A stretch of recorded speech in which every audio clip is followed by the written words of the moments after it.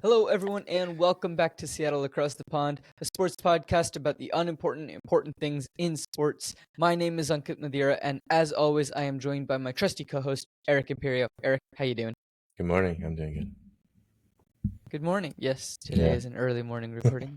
We do this to ourselves. Yeah. But no, it's all good. It's lovely. I got to see you over the weekend, Yeah. which was a very fun time. It was We awesome. finally went to a game together.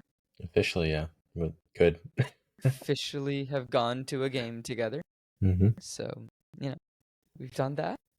But yeah, uh, before anything else, I think we should just get ready in our locker room. What do you say? Let's do it. Let's do it. Wonderful. So ladies and gentlemen, as we alluded to, Eric and I did go to a Mariners game together. It was very, very fun. And yeah, if you want to see posts like that and fun things that we do every now and again, Eric, where can they find us on social media? They can find us at SATP Sports on Instagram, where we post stuff like You that. can also follow Co-op Forge, CO_OPFORGE, which has content from all of our shows, so Post Finale and Flip the Scripts as well. Post Finale follows my journey of watching popular films for the very first time, or classic films for the very first time, or sometimes it is the wildest film possible for the very first time. I watch films for the first time on that podcast. It's a good time. It's a silly time. It is fantastic. Over on Flip the Scripts, we're talking all about adaptations, so be sure to go check that out. We've got some fun episodes coming up in the next few weeks as well. If you were listening to this when this comes out, or just whenever you're listening to it, I'm sure that there are still fun episodes coming out. So be sure to go check those out. All of those can be found on the Co-op Forge YouTube channel. So CO_OPFORGE is the Instagram and the TikTok as well. So, Eric, anything else that I am missing? I think you've nailed everything. Yeah. Cool. Anything happening in the world of Eric? I keep forgetting to announce it on this podcast. We got a rabbit. He's adorable. We'll send a picture so we can put it on the video. Yeah. Hopefully you're looking at him now. There's He's the rabbit. adorable. His name is Kronk, like Emperor's New Grooves Emperor. Does he pull the lever? Not Emperor, I meant to say the Yzma's helper. No, he does not pull a lever. He does thump occasionally, which is very interesting. And the first time it happened, we were like, "What is going on?" Because we didn't know it was him. What's wrong with our house? What is wrong? Yeah. And then you're just like, oh, Kronk's just out here, creating a minor bit of chaos. Yeah, and then we were trying to figure out, well, why is he mad? Or is he mad? Or is he telling us there's danger? What is going on? It was very interesting. What was he telling you? We have no clue. I guess he's only done it once, so we don't really know what was going on. He just was having a bad day as a thought. Fair enough. That happens for bunnies too. I'm sure it does. Yeah. Wonderful. Well, in terms of stuff for me, ladies and gentlemen, if you are listening to this in August when this comes out, I got some shows coming up. I am doing a show called Within a Show. It will be in Seattle the weekend of October 11th through the 13th. So as soon as tickets are available, I will make sure and announce it here on the podcast. But I just wanted to let you all know, if you are interested in coming, it's a very fun show, a very fun comedy, and it's a brand new work of theater. And I think it's going to be a really good show. We just started rehearsals, and it's super, super fun, lovely group of people. So be sure to just pencil in the dates if you are in the Seattle area. I would love to see you there, hang out after the show, and, I would love to meet you if I've never met you before and you listen to our show. It's always very fun to meet people who listen to our shows. So again, those dates are October 11th through the 13th, and I will have more information, and hopefully tickets and stuff will be available soon. And as soon as they are, we will announce it on social media as well. Lovely. So I think it is time that we jump straight into the episode. Now, there isn't a whole lot going on in the world of Seattle sports, but things are slowly starting to brew again. So we have the Mariners, who I know this past weekend just took care of the Mets.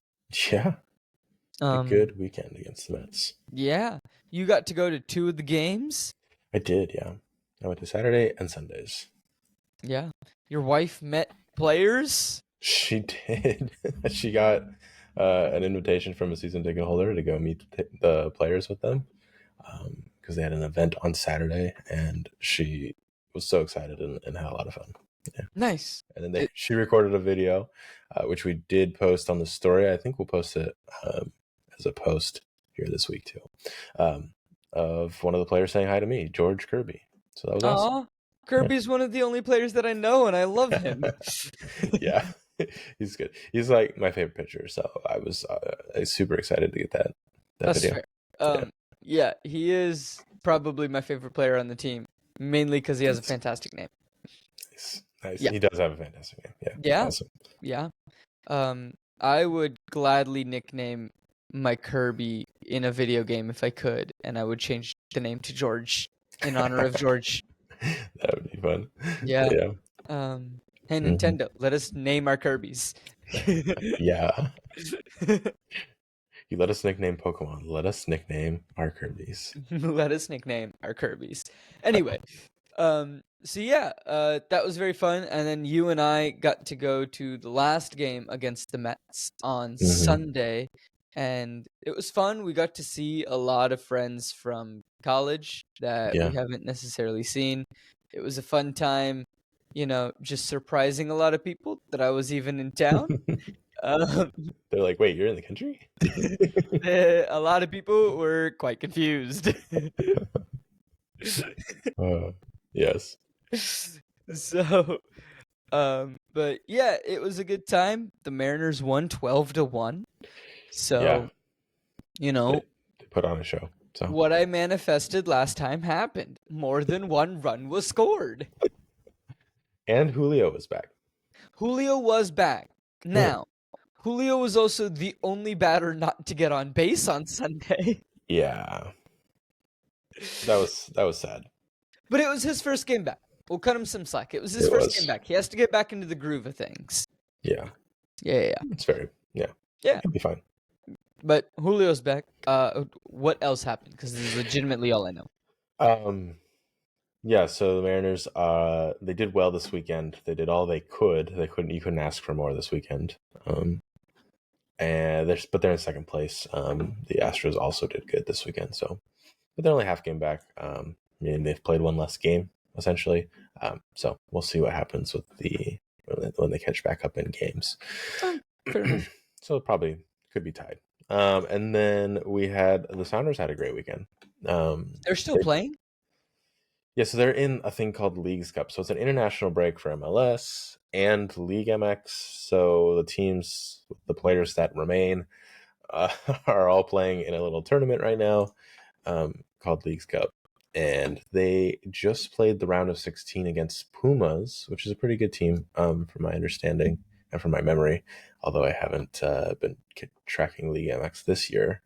They won 4-0, so pretty definitive win. Hey, Eric. There. Yes. What's League MX? You might have explained it, but I have definitely forgotten if you have. I don't think I have because we don't really mention League MX. It is the top flight of soccer in Mexico. Okay. Yes. Sure. Lovely. I was about to get really upset again about the fact that there is no relegation system in the United States, but okay, fine. If it's Mexico, we'll take it. They're a different country. They're allowed to have their own league. Yes. I don't know if they have relegation or not. I just never paid attention if they have that or not. You know what? That's fair. That is completely fair. Relegation is useful. Or pretty much what happens is, like they say in Ted Lasso, they just continue playing a set of meaningless games until the games end. And everyone's okay with that? Yeah, pretty much. Pretty much. It's sad, and relegation would make things more interesting. Yes. Other than that, everybody's kind of on a break. They're coming back here at the end of the month. You can catch a lot of games coming up. And the Seahawks have started their preseason. Mm-hmm. They're not, I mean, preseason isn't typically the most interesting time of the season. You can watch a lot of the backup players and lineup changes and coaching strategies come out, but not much. If you want to watch them, they have the Titans and somebody else coming up. I don't remember. So watch those. But we'll talk more about the actual season when we get close to it. Yeah. I will say I caught the highlights of the game because I very rarely actually turn on a preseason game. Yeah. Also, I was probably at rehearsal for something. So, yeah, I mean, I saw the highlights. Teams looking interesting, and there seems to be hope. Congratulations, Mike McDonald. I know it's preseason, but congratulations on your first win as a head coach. Woohoo. Lovely. We're not missing any other sports, right? Everything else is on a break or not doing a thing. Else is out of season, and we don't need to talk about it. Cool. Oh, the one funny thing that I want to bring up with the Seahawks, I don't remember the player's name, but we got the notification while we were together on Sunday, and it was they're trading a center that we just acquired. Nick Harris. Yeah, Nick Harris. Traded right back to the team he came from. Is that actually the truth? Yeah. Actually, that's the other team we played. We played the Browns on the 24th. Yeah. So okay. Titans, Browns coming up. Why not? We'll play Nick Harris. You get to see Nick Harris in 2 games this preseason instead of 1. Eric and I were making a joke. Nick Harris, you were significantly more athletic than probably both of us combined. And you are doing incredible things. I'm sure you are. And whatever the fit situation was, it just wasn't meant to be. Wish you nothing but the best. But at the same time, Eric and I were just making the joke. They saw 1 game out of Nick Harris, and we're like, nope. He is not the answer. Get him out of town. Nope. It's not solving the problem. Yeah, I mean, I'm not the coaching staff. Certainly would also be sent away after 1 game. Eric, you and I wouldn't even make it to the game. No, they'd see me in practice and be like, "Does this guy even know what he's doing?" They would see us walk up to the field and just question everything. Yeah, I don't know. Not these guys. Lovely. Well, why don't we jump into the bulk of what our episode is this week, which is talking about the Olympics. Now, yes, ladies and gentlemen, we did decide to delay our recording by 1 week so that we could talk about all of the Olympics rather than miss out on 4 days of Olympic content. So, we are sorry for the delay. We hope you were able to enjoy some other episodes from some of our other shows on our 1 week off. But we're back. No worries. We're back to every other week. So this is just a new schedule. We just delayed it so that we could talk about all of the Olympics. Eric, is there anything in specific you want to talk about first? So much happened. A lot. Boy. Let's just quickly knock it out. So much happened. Both basketball teams win gold. That's exciting. Yes. I think that's important because there was a lot of controversy over the women's team's picks. So I'm glad that they were able to get it done because even if there's controversy, it doesn't really matter. We still won gold. The controversy was just Caitlin Clark wasn't picked. Yes. And that's just people that don't know women's basketball complaining. Yeah, I can see the point where people are like, she's really good. Why isn't she playing? Because she is really good. She is part of the reason there's a lot of new fans to the sport. I can understand the complaint there. However, you don't have to be in everything. She is still a rookie. There was no rookies, to my understanding. There were 0 rookies on the team. They probably just weren't feeling rookies. They wanted people that had been there, done that, get it done kind of situation, is my assumption. Diana Taurasi gets another gold. Let's go. Yes. So before we get any further, just for the medal count, if anyone is curious, the United States and China both had 40 gold medals, and then the U.S. led with all medals, with 40 gold, 44 silver, 42 bronze for a total of 126. China was next with 40, 27, 24 for 91, and then third was Great Britain, 14, 22, 29 for a total of 65. And France, the host nation, was fourth with 16, 26, and 22 for a total of 64. All I can say is take that, Australia. It doesn't matter how you count it. Oh, Australia was fifth. They were 18, 19, and 16 at 53 gold medals. So the U.S. completely doubled them and then some. What do we have against Australia? Oh, you haven't heard. So at the very beginning of the Olympics, well, not the very beginning, like a couple days in, we had like, I don't know, we had maybe 10 medals. They had maybe 11. I don't remember the exact count. And they were like, oh, look at that. But apparently Australia really hates the United States. I didn't know this. I thought I we didn't were know this we either. were cool. They're kind of like, to a lot of Americans, they're like, they're a cool country. No, we don't have anything against them. We love when they're here. We love going to their country. They have Apparently, kangaroos. they're just like, we're like, they have a rivalry with us, and a lot of us are like, I didn't know that. We're not. We didn't. Okay. What sport are we rivals in? We hey, we don't mind being the rival. Could you just inform us so that we can Yeah. also be present for this rivalry? Right.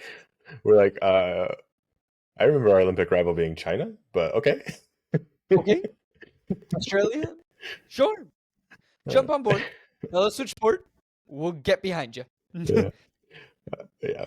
I heard some news that all of Europe was counting their medals together, which I think is hilarious and probably does help them get first, but That's not how it works. that's not how it works. No.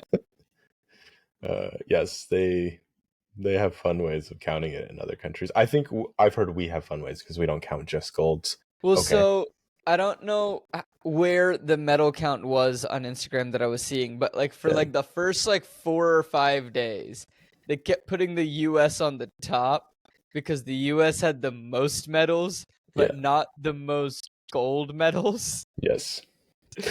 And so everyone in the comments just kept bullying whichever page was posting this. It was like NBC Olympics or like Olympics or something along those lines.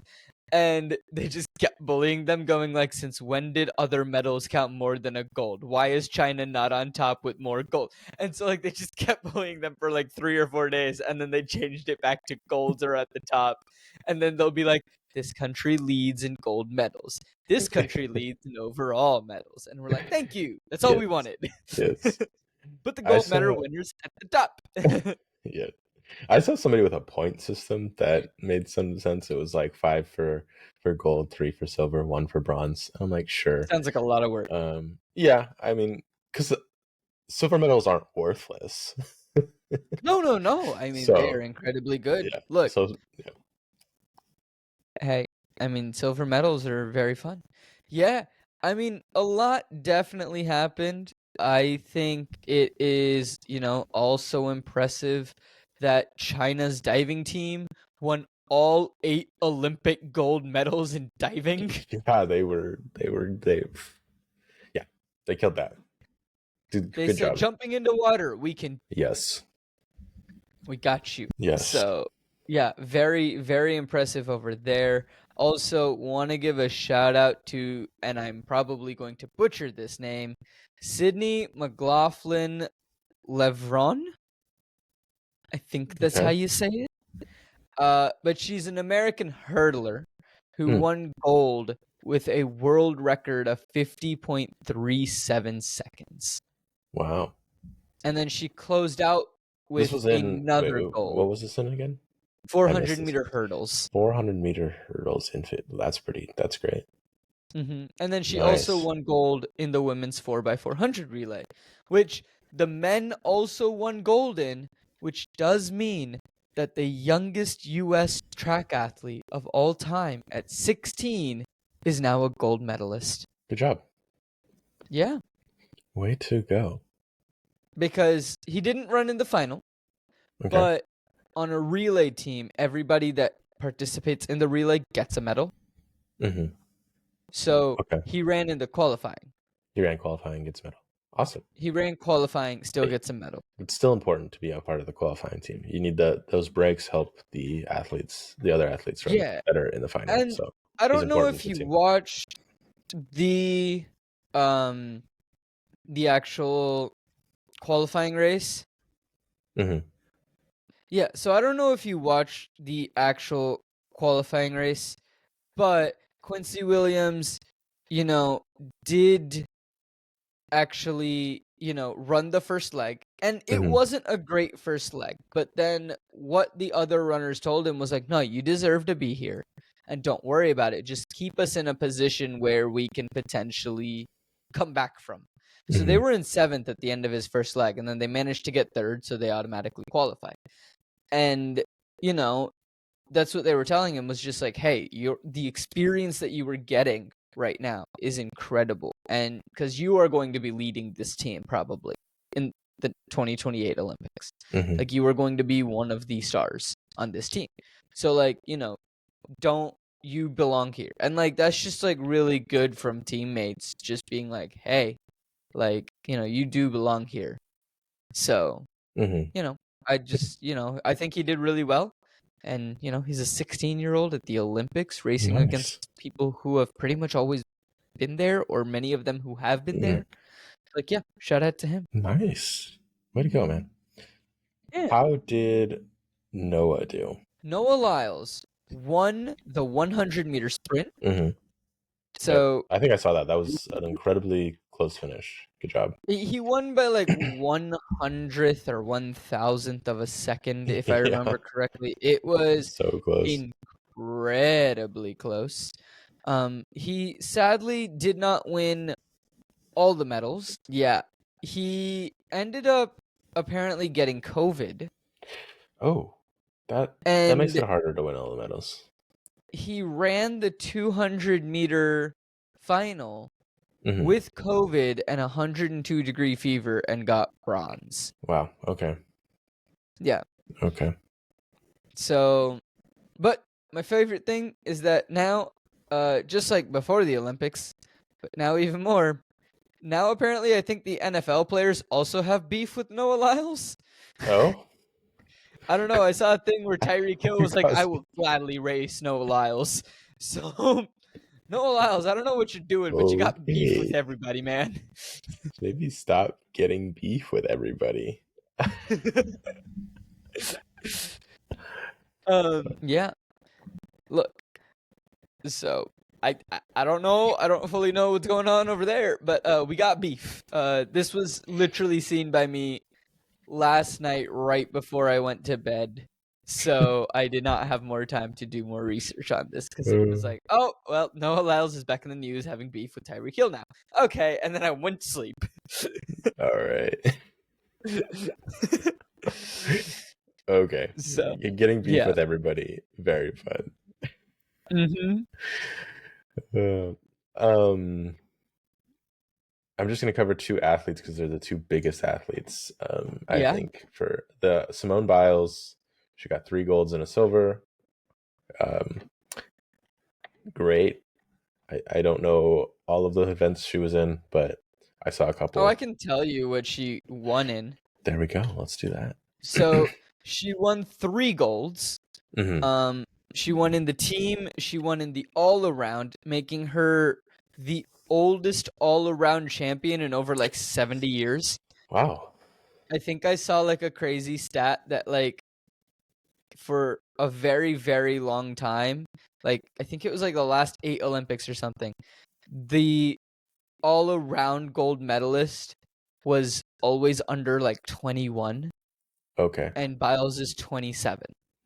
I was looking that up because I was like, wait, I thought Biles was younger than me, and now I just feel really old.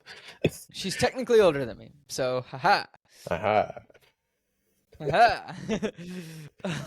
She's Yeah. born sometime in between our birthdays. Yes. Yes. It's like a couple months. Yeah. But I still feel old when they're like the oldest person to ever do it. And you're like, oh, okay. Oh. And then she got 1 silver in floor exercise. Yes. And then who was the other athlete you wanted to talk about? Katie Ledecky. She also got Yeah. 4 medals. However, one of them was bronze. So 2 gold, 1 silver, 1 bronze. Yes, but she did also set the Olympic record in the 1500 meter freestyle. Yes.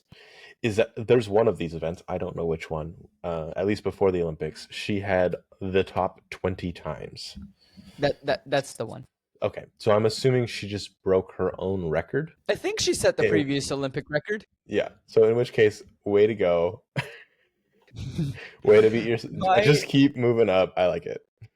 See, my favorite is like just when social media rolls around, right? And they're just like, the annual, or not annual, but the annual tradition for the Olympics, right? I love just watching Katie Ledecky just completely dominate the field every 4 years. Yep. To where the other swimmers aren't even in frame.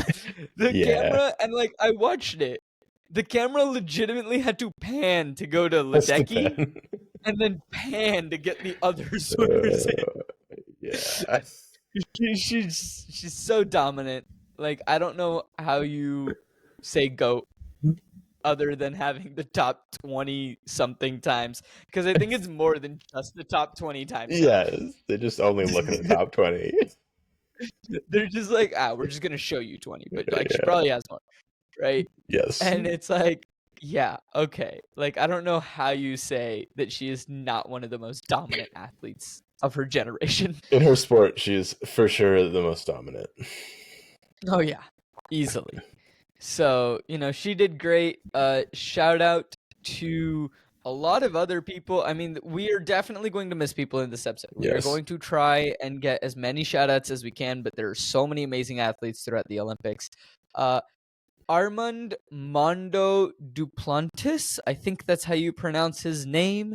He is a Swedish pole vaulter. He won gold in the men's event for pole vaulting and set a new world record at 6.25 meters to break his previous world record. Nice. I don't know if you saw the fun little thing that, like, the way that the world record worked was like it was one world record for a really long time.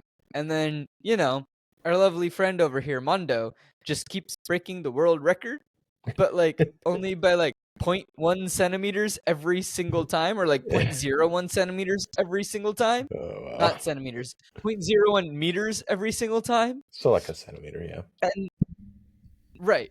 Yeah. But the reason is actually really smart. He's like, yeah, I can go higher, but I get a check for $100,000 every time I break the record.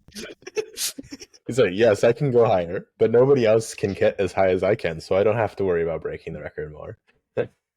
Exactly. So I'm just going to keep breaking the record, but I'm just going to keep going up so that I can just keep getting paid. Which, fair enough, dude. Yeah.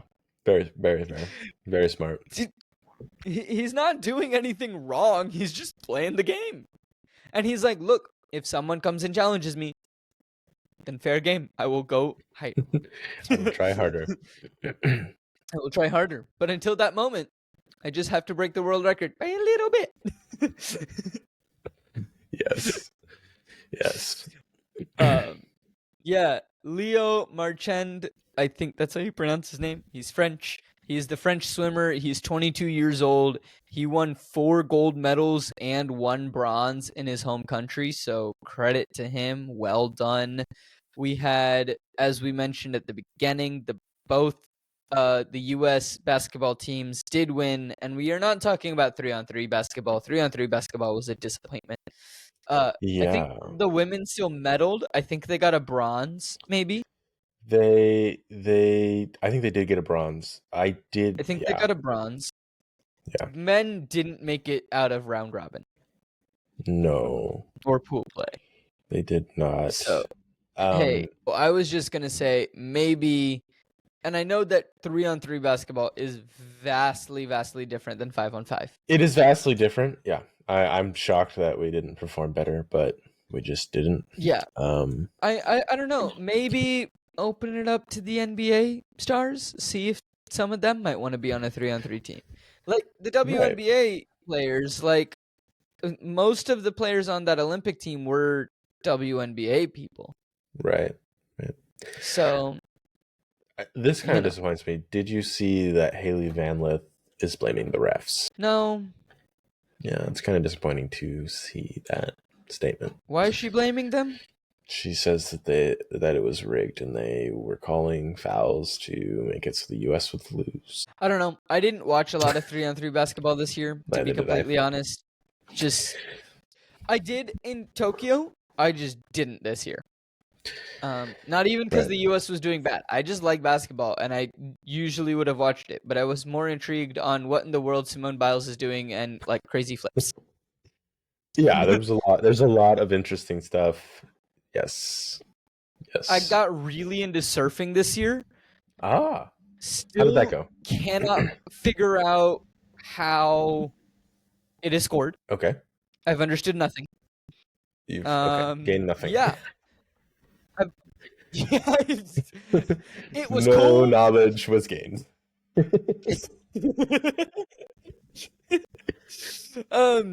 It was very entertaining to watch, and I was like, wow, these people are impressive. No knowledge was gained past that. Did the whale earn a medal? I saw there was a whale. There was a whale? Yeah, I saw there was a whale doing flips. Wait, I got really into it and I missed the whale? What? You missed the whale. There was a whale like doing flips at one of the events. I don't know which one. It was surfing, but I don't know which part of the surfing. It's doing flips. I mainly watched like surfing highlights because just with time difference and also like with work, I was rarely home when anything was happening live. I see. Yeah. Yes. And when anything was happening live, I was asleep. So, or I was at work, and so I couldn't be watching. And so, we figured it out. Like, it was fine. But so I guess just like someone, I definitely know what I'm looking up later today is a whale at the Olympics. Whale at the Olympics. He deserves a medal. Honestly. Ladies and gentlemen, if I find a video on YouTube, I will link it in the description of this episode of Whale at the Olympics. I really hope that whale got a medal. I hope so too. But probably not. Or at least some extra fish was dumped in the water. Something. Do something. Something. Yeah. Like, feed that whale. Plankton. That's what they eat, right? I don't know what type of whale it is either. So you're probably right. I'm probably forgetting that it was not a toothed whale. Okay. I mean, it might, but like, I don't know. Some non-teeth whale might still eat fish. I don't know. What fascinates me is that blue whales are the largest creatures in the world, and they just eat plankton. They just eat this little, you can't even see it kind of food. Yeah. And they just, it sustains them. It's crazy. Yeah. Anyway, have you seen that image of Brazilian surfer Gabriel Medina? I think I have, but remind me of the one where he's like floating on top of the water. The board is behind him. Here's the picture, ladies and gentlemen, if anyone is curious on what it is. But if you are listening on an audio-only platform, I apologize. No picture. Maybe go to our Instagram. I'll try to get Eric to post it. Yes. We'll post pictures that are relevant to today. We'll post Gronk. We'll post this one. Yes. Yeah. But it's a very iconic photo. You probably, if you've been on social media, you have seen it. And it is absolutely incredible. Captured by the photographer Jerome Brulé. I apologize for butchering names. But it was incredible. He caught the photo after Medina earned the highest single wave score in Olympic history in a heat during the men's competition. So, super cool. I see this photo. Yeah. It is awesome. The photographer did not disappoint, unlike the Rhodes men race bicycle photographers who did disappoint. This is awesome photo. Wait, they disappointed in what way? Yeah, okay. So if you're not familiar, the road race, I'm forgetting who won. He blew the competition out of the water. Way to go, man. He was so far ahead, he got a flat tire in front of the Louvre, and they're finishing like right in front of the Eiffel Tower. And he got his second bike and got on and still had enough time to like pretty much celebrate at the finish, have a solo photo where he's like bike leaning against him, going like this. If you had the right angle, it would be like perfectly done with the Eiffel Tower, so it could all be in a nice photograph, like all together. They kind of got it, so it had to be like it was too big of a photo. You could barely see the guy, but there should have been a way they got just him in frame with the Eiffel Tower, and like he was large enough or as the same height as the Eiffel Tower. It disappointed me. Like you knew he was gonna do something at the finish line, just run out in the middle of the. He like got off his bike before the finish line. You could have just ran out real quick, snapped the photo, run back. If you get a fine, who cares? You're gonna make a bunch of money. Yeah, you're gonna have the most iconic photo probably of all time. Right. Well, For one cycling. of the most iconic photos of all time at the For Olympics. cycling, for sure. Oh, for cycling, the most iconic photo of all time. Yeah. Yeah. So they disappointed a little bit. Fair. Cycling is very fun in the Olympics. I watched the mountain biking event, and I was just like, oh, right. This is why I enjoy cycling, but not mountain biking. Because I just saw the nastiest crash. And I just go, okay. Yeah, I have done like, mountain biking, and I know a bunch of people that have done mountain biking. I don't know anybody who has done mountain biking who has not crashed and received at least a minor injury. So yeah, mountain biking is dangerous, and we're not doing extreme stuff. I crash on a road cycle. I crashed on a road cycle. Like, I think the last time I fell off my bike was last year. So, okay. And it was legitimately just one of those. Yeah, right. Like, not even long ago. But it was one of those situations where, like, my foot slipped off the pedal. I went to go put it back on the pedal. A maneuver I have done countless number of times. Right. I mistimed it by half a second or like a fraction of a second. Yeah. And like also a maneuver I have done countless number of times. But then in the same process, I managed to lose my balance, hit the pavement. And it was one of those crashes where I landed, I was like, ow. And then I was like, all right, I'm fine. This is just going to hurt. But then the bike was pinning me down and I couldn't move. And it was Sunday morning at like 8:30 in the morning, and it was like in a residential part of town in London, and so like nobody was really around. Nobody's out there. Like I was lucky that there was like a delivery driver that happened to be doing early morning deliveries, and he kind of came over to me and he was like, "Hey, are you okay?" And I really just wanted to yell, "No, not at all." And I was, but I didn't. I kept that inside, and I was like, "Yes, I'm fine. Can you just get the bike off of me so that I can stand up?" Guy helped me out, but I was like, when was the last time you saw someone fall off a bike and then be completely fine? Yeah, it's a difficult thing to fall off of. It's not fun when you do. Yes. And just like, you know, and it wasn't like I wasn't okay, right? It wasn't like, oh, like I need you to call somebody, or like, you know, I'm so hurt that I can't even just get back on my bike and keep riding. But like, there was still injury. Right. I think I still have the scar on my back. Oh. I just got a nasty road burn. Yeah. So, yeah. Riding bikes. Back to the Olympics. Back to the Olympics.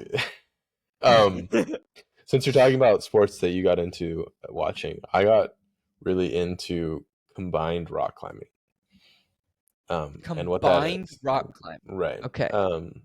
So it's mostly bouldering. They do 4 bouldering walls. If anybody doesn't know, it's like an extremely technical wall for indoor climbing.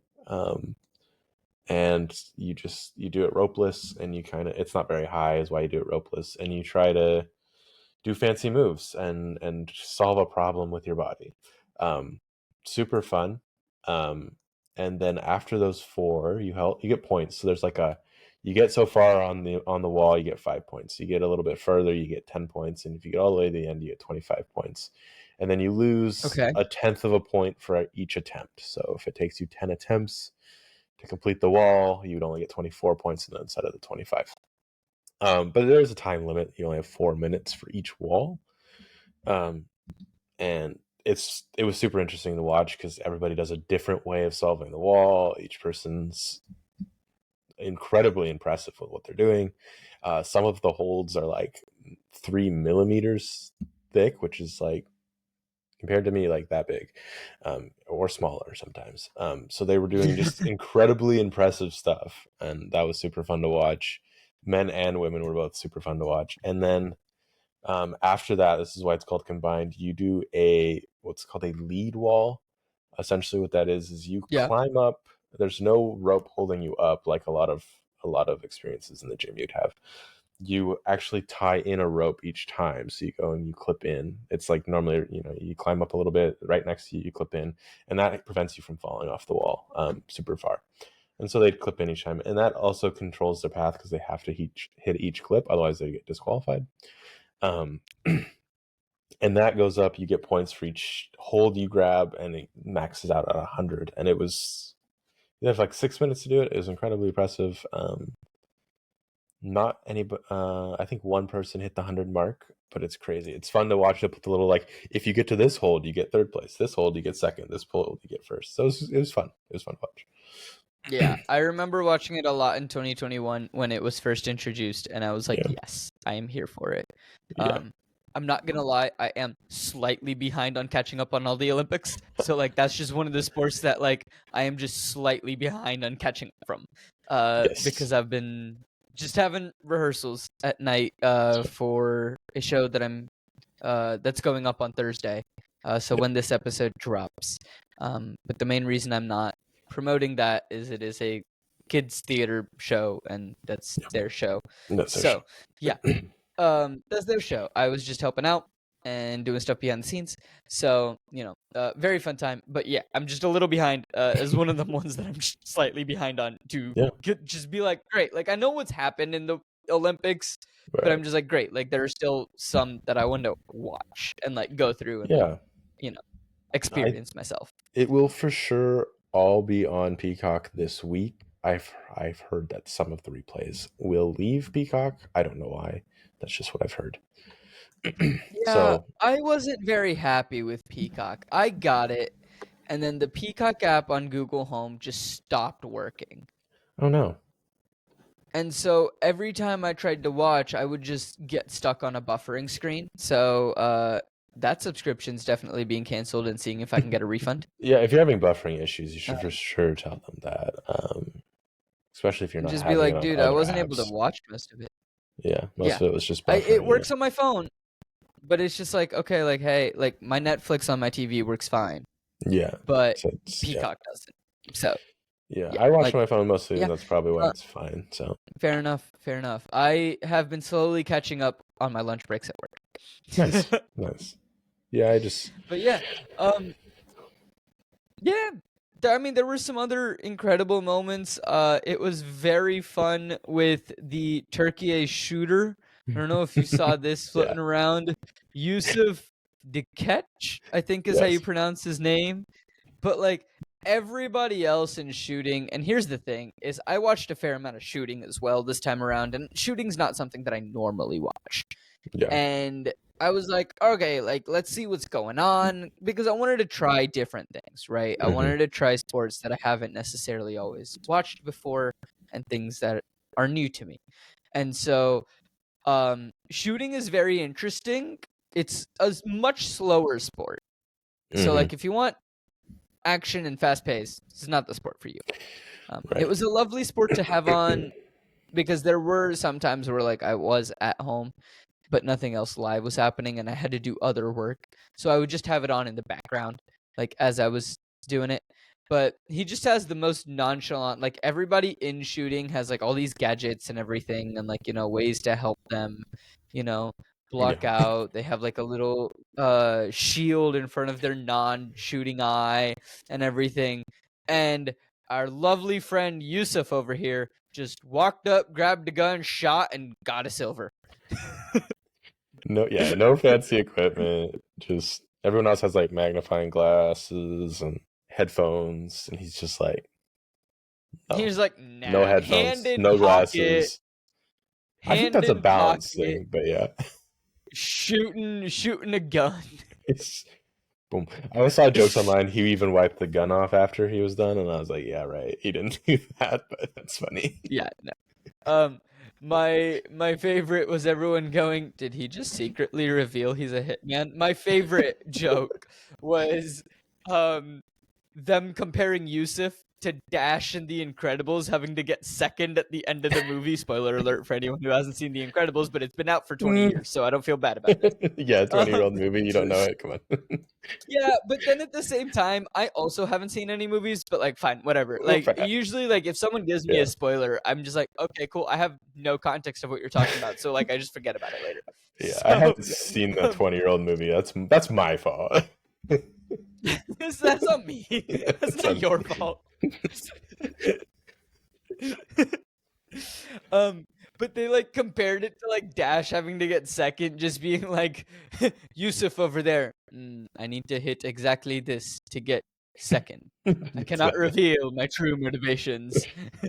He's doing math to figure out how to get second place. Like, not by far my favorite viral moment, and a lot of people's favorite viral moment, was Steven Nedoroskic. I think that's how you pronounce his last name. This is the American. Yeah.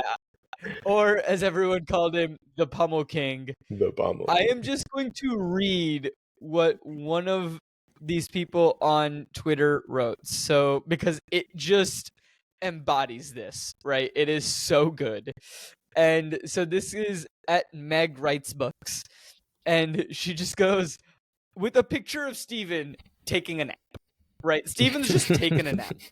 Like, just chilling, sleeping, right? And she just goes, obsessed with this guy on the U.S. men's gymnastics team whose only job is pummel horse. So he just sits there until he is activated like a sleeper agent, whips off his glasses like Clark Kent, and does a pummel horse routine that helps deliver the team its first medal in 16 years. Yes. Incredible. Well done, Steven. I don't know if this is true. I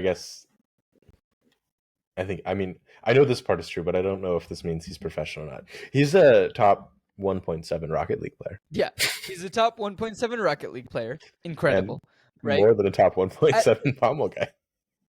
Yeah, he's the third best in the world. Yeah. And my favorite thing is that he won the bronze medal, clinched the bronze medal.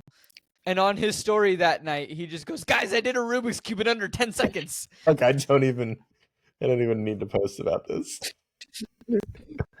He's like, yeah, the bronze medal was a thing, but look at what I did.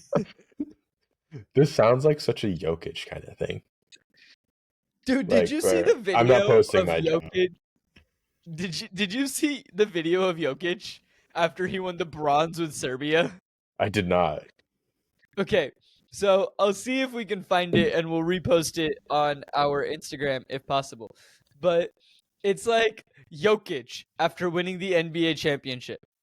Yeah, good. The job's done. We can go home now. We can go home. Jokic after winning a bronze medal for Serbia, jamming out, having the best time ever on a bus. And everyone's just like, the difference between winning with your colleagues and winning with your friends. Okay. Yeah, I was wondering if he was going to come back, because they always ask him at the beginning of the next year, or they ask a lot of the good athletes or top athletes in the NBA. They always ask, like, how was your summer, right? And last summer he said, worst summer of all time, and they said, why? And he said, because I had to play 2 more months of basketball. I was thinking, okay, well, now he's had to play another month of basketball. He's probably not very happy about that. But if he's having a party, then maybe he likes winning with Serbia. Like, that's the other thing, right? Everyone's just like, oh, okay, we understand now. Jokic just doesn't hate basketball. He just hates the U.S., which, fair enough. Cool. I mean, if I was from a European country and had to go live in Denver, I might also have the same vibe. Nothing against Denver. I do like Denver, but I'm not from a European country. Right, where he just shows up for work and he's like, I have to live here for work. I will live here for work. Why? Because I make significantly more money here if I were to go anywhere else. I will live here for work. Yeah. I don't want to live here, but I will live here for work. Yeah. Yeah, you also had the French pole vaulter, Anthony Amirati, whose crotch got in the way of his pole vaulting experiences. I heard about Whoops. this. Yes, I heard about it. Want to give a quick shout out because we are 100% saving the biggest storyline for last. I think we both know what is on this docket. So, but a quick shout outs before we get to that. We have Cole Hawker, who did a wonderful upset in the men's 15-meter gold medal to win the gold medal in track and field. Way to go to him. Nobody expected him to be there. Canada, nobody expected to win the 4x100-meter relay, but Andre Degrassi just said, I can sprint, and just dominated the final leg. We had the we had the French men's rugby sevens dethroning Fiji, so shout out to them as well. And that was fun to watch. I don't know if you got to watch it. They're very quick games. Which the rugby games? The rugby sevens. Yeah, they're only like 14-minute games. It was extremely fun to watch. Yeah, I watched the highlights of like almost all the games. The highlights. The games are 14 So I did minutes. like the highlights are the same length. Eric. You watch like full highlights of like a baseball game or football game. They're 14 minutes long. They are a highlight game. You just watch the game. Fine. All right. Moving on to our last topic of the day, because I think we both specifically left this to the end. I'm going to quickly cover volleyball just because I like watching volleyball. Oh, right. We did. I did too. Go for it. Both the men and the women played Italy in their last match. The men, it was for bronze medal. They took it 3-0. Great job. It wasn't it was very close each set. So great job at getting each one of those sets to make it look like a domination. It was very close the entire game.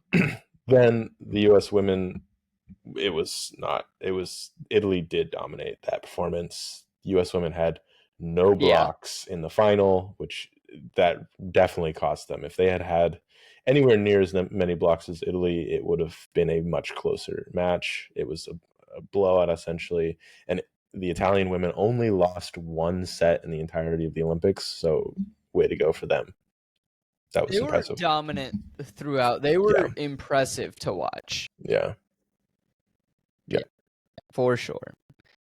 Okay. Now, the last thing, Eric, you want to reveal to the people what we have decided to leave until the end? By the way, ladies and gentlemen, unlike most of our episodes where Eric and I have an idea of what we're talking about, we logged on this morning and said, all right, let's wing it. So, just the fact that we're on the same wavelength and leaving this until the end. I want to tell the people what we're going to talk about?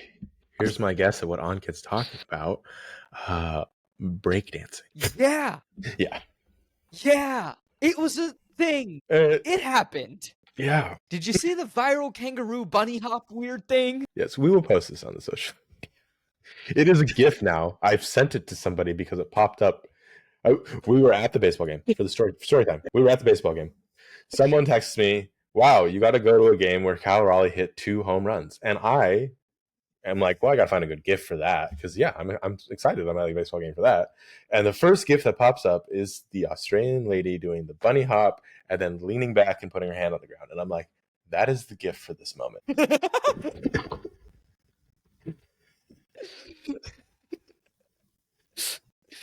Yeah. Steven texted me after the game, right? And he just goes, I hope you enjoyed watching the Mariners just smack the Mets into the ground. And I was like, yeah, it was pretty fun, actually. Very fun. Very fun. Quite enjoyable. Thank you. So, yeah, breaking. Because it's not break dancing. It is called breaking. Well, it was not break dancing. I agree with that. I'm glad they called it something different. I should have had my expectations lower. Yes. I shouldn't have had expectations. I had too high of expectations. For sure. I wanted this to be really good. Yeah. But here's the issue, right? Is that, it was kind of fun to watch. But the issue became is that nobody knew, I think, how any of the scoring worked. Right. My understanding is the scoring just works. Did your opponent do I think you did better than your opponent for each judge? And it's just based on judges, right? Yep. And it's just like, okay, like there's no point system. There's nothing Mhm. that can be tangible. It's Right. solely opinion based. And when Mhm. you have countries going against countries, how are you finding judges that are completely unbiased? Right. That's why they had 5 judges. I think they were all from various political affiliations. Probably. But like that was one of the issues. Mm-hmm. Eric, what was your biggest issue with it? I have seen breakdancing in person before. I've actually done breakdancing at like a local YMCA to have some fun. One of my friends was like, "You want to try breakdancing?" I'm like, "Sure." I've done it before. So I have two gripes. First gripe, I've seen more impressive breakdancing, which is Yeah. confusing because this is supposed to be the Olympic level. So I would have expected to see like the best breakdancing. And I was really excited for that. I really wanted to see the best I've ever seen. I did not, which is kind of sad because it is Olympic. The other gripe, and I I've think this is seen what better breakdancing walking down the street of New York. right. So that was disappointing. Now, my other gripe, and I think this could be the cause of it, was that the athletes did not know the song they were going to dance to, and also the songs weren't very breakdance. I mean, they were breakdance beats, but they weren't very breakdancey. Like they weren't what you would hear typically. They were kind of slower, I thought, or less heavy or loud, I guess. I didn't. Yeah. I also saw something where like there was, I think, in one of the round robins where Japan's breakdancer, or if there were more than one male Japanese breakdancer, but I think there was only one. He had a really good performance. Right? Like it was legitimately impressive. And I was like, all right, cool. Like there were moments where I was like, oh, this is super cool. Yeah. And then we had moments like the kangaroo bunny hop. And again, not saying that any of these people don't deserve to be there. They deserve to be there. They're significantly better at this skill than I hope to be. Right? Like they are very, very talented individuals. Nothing taking away from the talented individuals. But like he was pretty much dominating and like doing really well and doing like very complicated things, but then didn't make the medal round. Yeah. Yeah, that's where the scoring got like So I thought he was doing better. Yeah. yeah, even the announcers as I was watching it, right? They were like, "Oh, like that's really good. Like she's probably going to get this. Like, this is going to be there. It's probably going to be close." No, it was like completely like they were completely off. And I was like, "Okay, Yeah. so the announcers are saying one thing, the judges are thinking another. There's no connection Yeah, there wasn't of unity between the nobody community of seems to breakdancing. know what they want." Mhm. Right? Because the announcers, I thought, did a good job because they broke it down. They were like, okay, so like, when you hit a freeze, and for anyone, like, I don't know breakdancing terms or anything or breaking terms.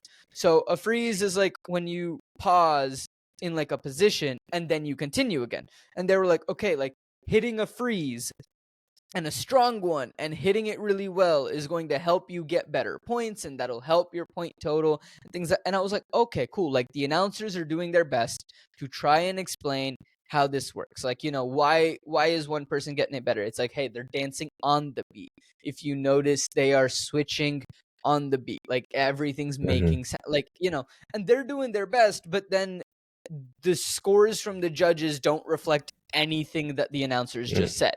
Right. And so that's where I was like, okay, like I'm so confused on the scoring aspect because, again, as a viewer, our only way in is with the announcers. Right. That is, yeah. And so if there's a disconnect between announcers and judges, then it's a problem. Whereas like when you go to gymnastics, there's a connection. The Yes. announcers are like, ooh, like this is going to cause a tiny bit not that any of us could do it. Maybe some of the announcers could do it. But like none of us could do it sitting at home. We're like, they did a hop. That's going to reduce their point total. Like that's all we can do. That's all we can tell. Right. We have understood how, and that's like my dad's thing, right? He's like, I have understood what slowly becomes a point deduction. Yeah. But I can't even stand on the balance beam. Right. Yes. He's You like, understand. you're already winning in my eyes. But I have understood, like, in terms of the scoring, great. Like, a tiny hop on a dismount, that's going to reduce your score. Yep. Or, like, a slip or something, like, that's going to reduce your score. Certain things are going to reduce your score. And sometimes, like, we don't know because of, like, the complexity of the routines and stuff in gymnastics. But, like, so, like, we don't know there. But, like, we can tell certain aspects that should reduce someone's score in a gymnastics competition. Mm-hmm. Which also has judges, which is why I'm using gymnastics as their example. But then, like, you have this one with judges, and what the announcers are saying doesn't match with what the judges are showing, and so there's just no connection. Right. I was disappointed. I think most people were disappointed to the point that, Eric, I don't even know if you saw this news. Breaking will not be returning in 2028. It does make sense, though. It makes sense. It makes sense. I hope they can. Okay, we're gonna have to break this down. I don't believe. Get it? Yeah.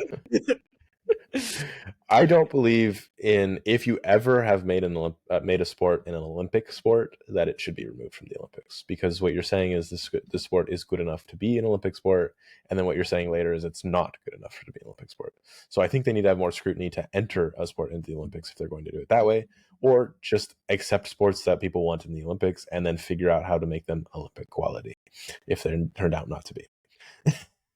Exactly. Like, that's the thing, is they brought climbing into it in 2021. They brought skateboarding into it in 2021.